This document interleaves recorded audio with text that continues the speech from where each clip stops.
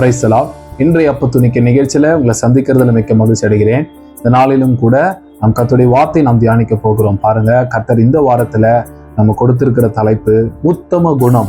பாருங்க, இந்த உத்தம குணத்தை குறித்து தான் நாம் இந்த வாரத்துல தியானிக்க போகிறோம். எங்களோடு இணைந்திருங்க. கர்த்தர் உங்களை ஒவ்வொரு நாளும் வார்த்தையினால கர்த்தர் உங்களை ஆசீர்வதிப்பார். பாருங்க, இன்றைக்கு ஒரு வசனத்தை நான் வாசிக்கிறேன். 1 நாளாகமம் 29வது அதிகாரம் 17வது வசனத்தை நான் வாசிக்கிறேன். கவனிங்க. என் தேவனே, நீர் இருதயத்தை சோதித்து உத்தம குணத்தில் பிரியமாய் இருக்கிறீர் என்பதை அறிவேன்.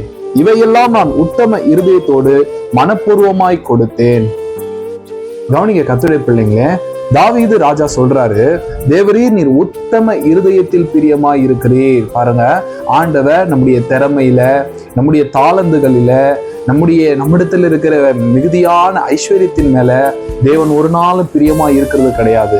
ஆண்டவர் எதுல பிரியமா இருக்கிறாரு கேட்டீங்கன்னா, மனிதர்களிடத்துல காணப்படுகிற உத்தம குணத்துல ஆண்டவர் பிரியமா இருக்கிறாரு. பாருங்க, இதை சொல்றார் தாவீது, நீர் உத்தம குணத்தில் பிரியமா இருக்கிறீர் என்பதை நான் அறிந்திருக்கிறேன். ஹல்லேலூயா. பாருங்க, அறிந்த தாவீது தேவனுக்கு முன்பாக தன்னை எல்லாவற்றிலையும் உத்தமனாய் நிறுத்தினதை நாம் பார்க்கிறோம்.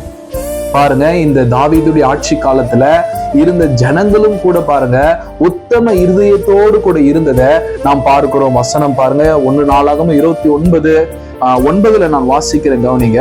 இப்படி மனப்பூர்வமாய் கொடுத்ததற்காக ஜனங்கள் சந்தோஷப்பட்டார்கள், உத்தம இருதயத்தோடு உற்சாகமாய் கர்த்தருக்கு கொடுத்தார்கள். பார்த்தீங்களா?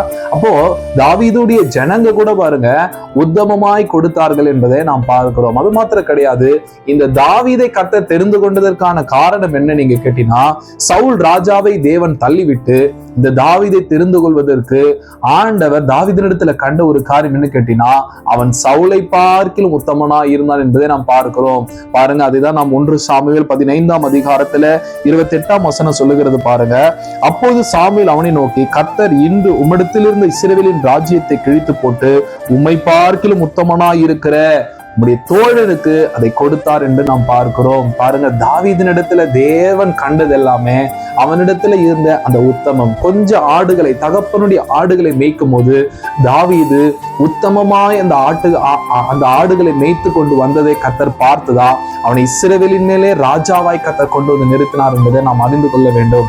ஆகையினால் அந்த காலை நேரத்துல கர்த்தர் உங்களோடு கூட பேசுகிற காரியம் பாருங்க, தேவன் உங்க வாழ்க்கையில் எதிர்பார்க்கிறதெல்லாம் உங்க உத்தம குணத்தை தான் கர்த்தர் தேடி கொண்டிருக்கிறாரு. நீங்கள் உத்தமர்கள் என்று விளங்கின பின்பு தேவன் உங்களை உயரத்துல கொண்டு போய் வைக்க அவர் வல்லவராய் இருக்கிறார். கர்த்தர் தாம் உங்களை ஆஸ்வதிப்பாராக.